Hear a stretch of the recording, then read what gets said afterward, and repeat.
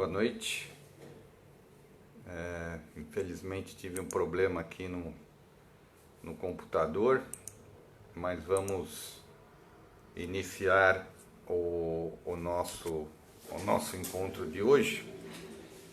E nós vamos falar aqui sobre, pedindo a Deus e aos bons espíritos que nos iluminem e nos dê a capacidade de transmitir a mensagem dos nossos irmãos espirituais mais elevados, para que possamos acalmar nossos pensamentos e nossos corações.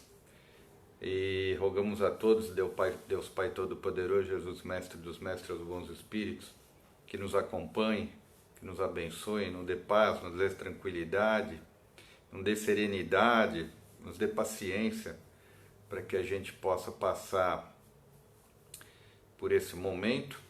E pedimos a permissão para iniciar a nossa palestra da noite, hoje com um pouquinho de atraso. Eu peço desculpa, mas não foi por minha intenção. Hoje eu preparei alguma coisa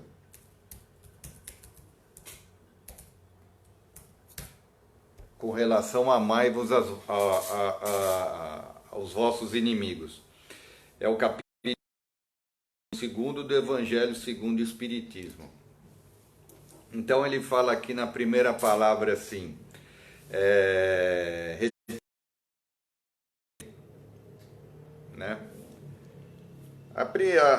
na primeira concepção que a gente vê isso, a gente fala assim, retribuir o mal com o bem, parece um paradoxo, parece uma coisa que a gente não assimila bem. Mas, conforme a gente vai tendo a clareza espiritual e a gente vai entendendo que nós somos passíveis de equívocos, que nós também erramos, que nós também merecemos, né, de alguma maneira, alguma maneira de reparar nossos erros. Então, quando a gente fala retribuir o mal com bem, para aqueles que ainda não conseguem enxergar a grandeza da magnitude do perdão e saber que nós somos seres em evolução, isso parece uma coisa que é um contrassenso, mas na verdade não é.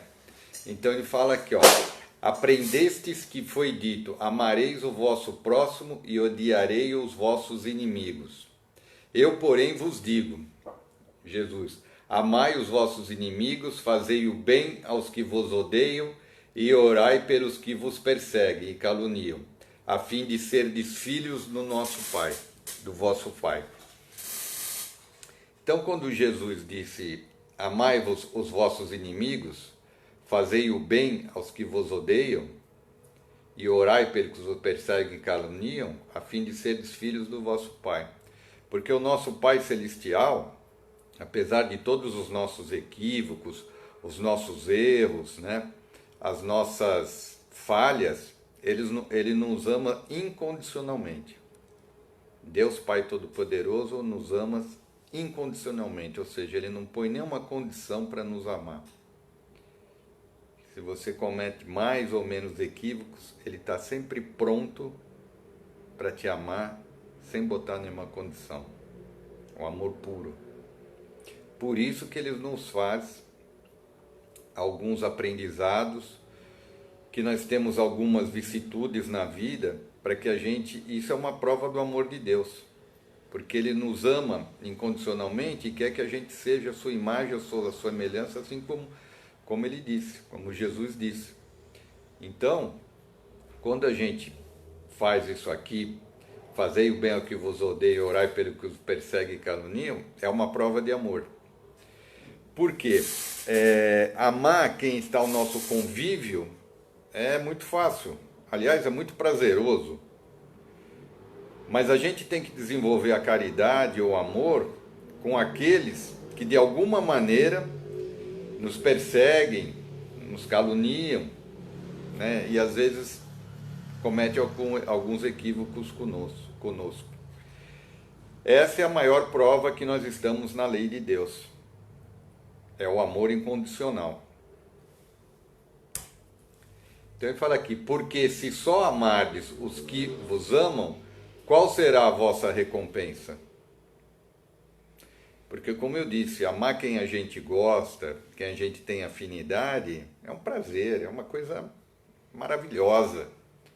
Mas a gente desenvolver o amor por aqueles que a gente tem alguma diferença, que cometeram equívocos conosco, ou que perseguem de alguma maneira, isso realmente é exercitar o amor.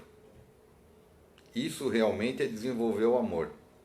E esse tem o grande mérito.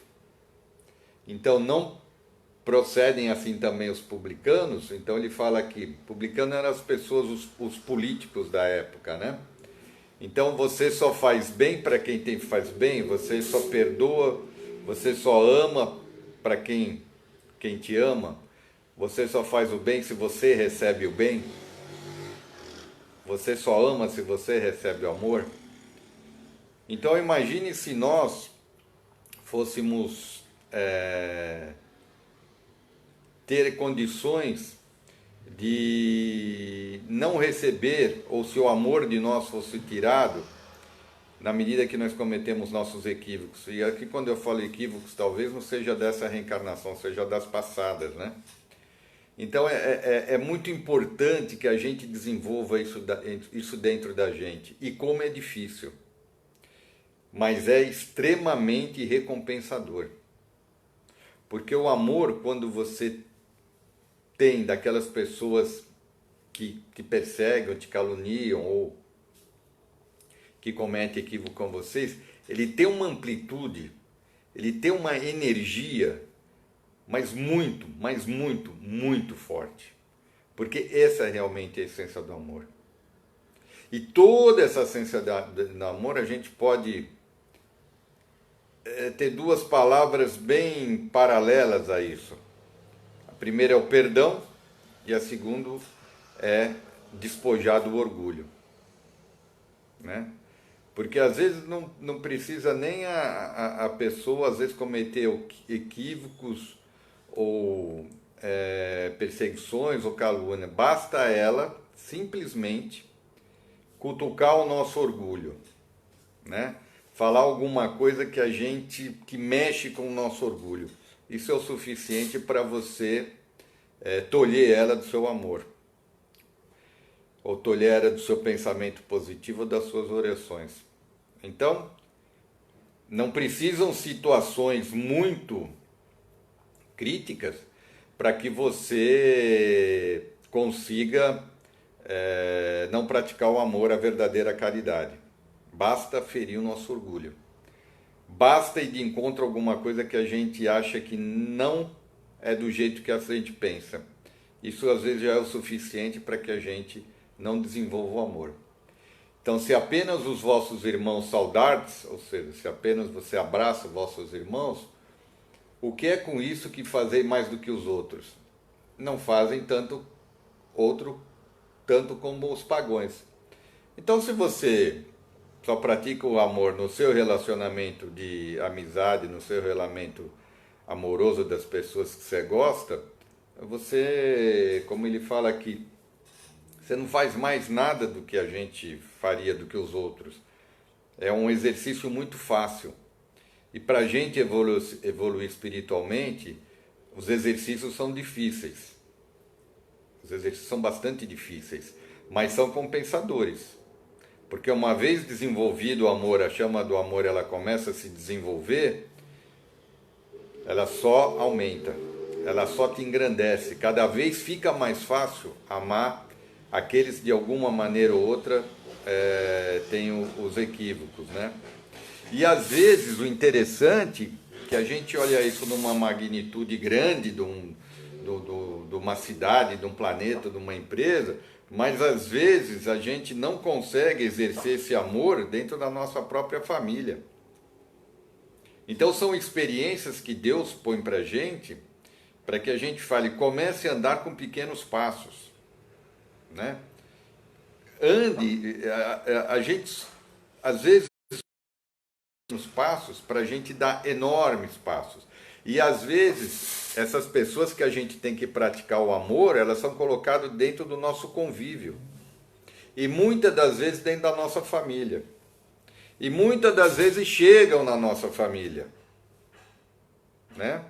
Muitas das vezes são pessoas que vão entrando na nossa família, que vão formando aquele bojo da família, e ali é o primeiro exercício que você tem para praticar o amor, o perdão e o amor incondicional, né? Então, às vezes, a gente não consegue exercer esse amor incondicional, ou pelo menos exercitar em fazer, porque sempre existe talvez uma inveja, orgulho, talvez querer estar no lugar da pessoa, isso dentro do nosso ambiente que a gente convive quase que diariamente, né?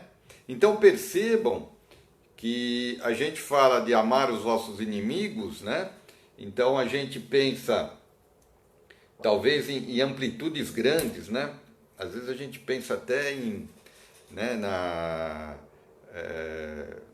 nas grandes guerras, nas grandes batalhas, nas grandes de ideologia, mas se você perceber, nós vamos trocar a palavra inimigo aqui, para colocar palavras, pessoas que convivem conosco dentro da nossa família, dentro do nosso bairro e dentro talvez até do nosso centro, dentro de espaços bastante limitados.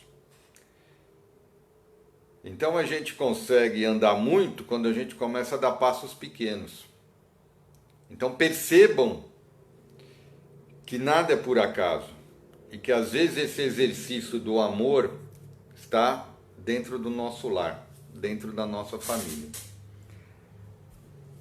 Certo? Então eu vou repetir, Jesus disse, e porém eu vos digo, amai os vossos inimigos, vamos trocar a palavra inimigo aqui por pessoas que convivem com a gente, que têm diferenças com a gente, né? Com pessoas que às vezes a gente ferir o nosso orgulho, às vezes um pouco da nossa inveja, do nosso olhar um pouco mais materialista, né? Então vamos trocar a palavra inimigo por essas situações que permeiam o nosso dia a dia.